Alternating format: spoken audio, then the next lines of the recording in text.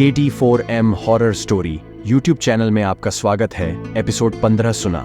और अगर आप इस चैनल पर नए हैं तो कृपया चैनल को सब्सक्राइब करें। मैं कौशिक आपके साथ हूं। KD4M का काम केवल विभिन्न लोगों के जीवन में होने वाले चमत्कारों को उजागर करना है। KD4M अपने श्रोताओं को कभी भी तथ्यों पर विश्वास करने के लिए नहीं कहता।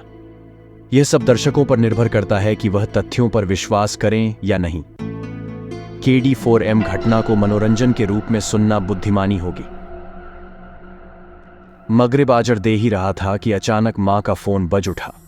जैसे ही मां ने फोन उठाया तो दूसरी तरफ से मेरे जीजा जी बोले, मेरी साली को अस्पताल ले जाया गया है क्योंकि सभी लोग बीमार हैं। जीजा जी तुरंत चले जाएं। कहा, मैं उनके साथ जाना चाहता हूं, लेकिन मां मुझे नहीं ले गई क्योंकि कुछ दिन बाद मेरी SSSC की परीक्षा शुरू हो गई।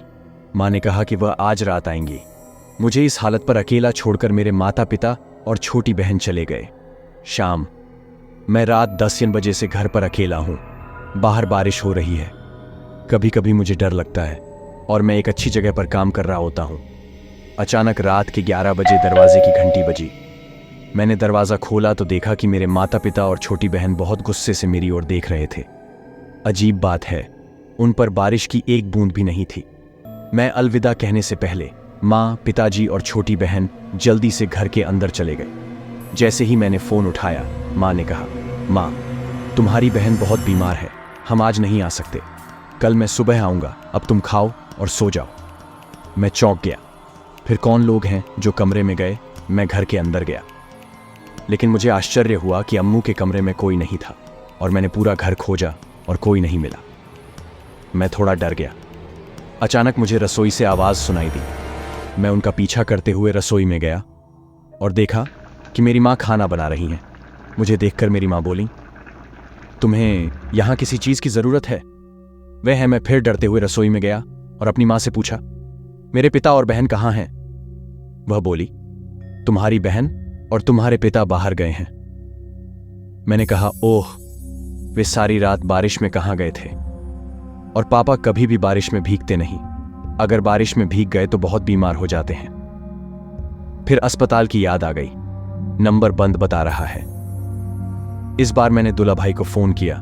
दुल्हा भाई ने फोन उठाया। मैंने कहा, दुल्हा भाई, आपकी बहन कैसी है और आप अस्पताल से घर कब जाएंगे? फिर दुल्हा भाई की बात सुनकर मैंने कहा, वे 7 दिनों के लिए दौरे पर गए हैं। तो अस्पताल में कौन है? और माता पिता या जिनके पास है? और जो बैठते हैं वे केंद्र हैं। उसके बाद मैं डाइनिंग रूम में बैठा था। तभी माँ आई और बोली, अपने पापा और बहन को बुलाकर आ जाओ। मेरी तो जान ही निकल गई क्योंकि वो बाहर थे और मैं डाइनिंग रूम में घर के मुख्य दरवाजे के सामने बैठा था। लेकिन मुझे अच्छे से याद है कि कोई मेरे सामने से गुजरा था तो ऊपर कैसे चला गया। जब मैंने अपने पिता से पूछा तो उन्होंने कहा, तब आप सो रहे थे, लेकिन मुझे याद है कि मैं बिल्कुल भी नहीं सोया था। तो मेरी माँ ने गंभीर चेहरा बनाकर कहा, यह बहुत ज्यादा हो गया है, इसे खा लो। मैं थोड़ा हैरान हूं कि जिस बहन के बारे में मैं पागल हूं, उसने अभी तक मुझसे बात नहीं की है। मैं कमरे में बैठकर सोचने लगा कि अगर जीजा साली टूर पर जाएंगे तो सुबह पापा मम्मी किसे ले जाएंगे? कौन अस्पताल गया और कौन घर पर है? मेरे दिमाग में बहुत सारे सवाल घूम रहे हैं। फिर मैं चुपचाप अपने कमरे से निकलकर अपने माता पिता के कमरे की ओर गया तो मुझे थोड़ा आश्चर्य हुआ क्योंकि यहां माता पिता नहीं थे। मुझे नहीं पता कि वे क्या हैं। मेरे हाथ पैर चूहे की तरह कांप रहे हैं।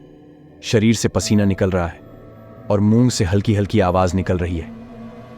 ऐसा नहीं लग रहा कि किसी ने इसे गले से पकड़ रखा है। मैंने बड़ी मुश्किल से थोड़ा आगे जाकर उनकी बात सुनने की कोशिश की। वे कहना चाहते थे कि वह लड़की मां के समान थी। क्या वह लड़का कुछ समझ गया है? पिताजी, अगर वह लड़का समझ गया तो क्या होगा? हम उसे मार डालेंगे। जब मैं वहां से आती हूं तो अपने शरीर पर कुछ बांधती हूं और फिर वे मुझे देखने यहां आते हैं, मिलता है और वह मुझे मार डालेगा। मैं बड़ी मुश्किल से बच निकला।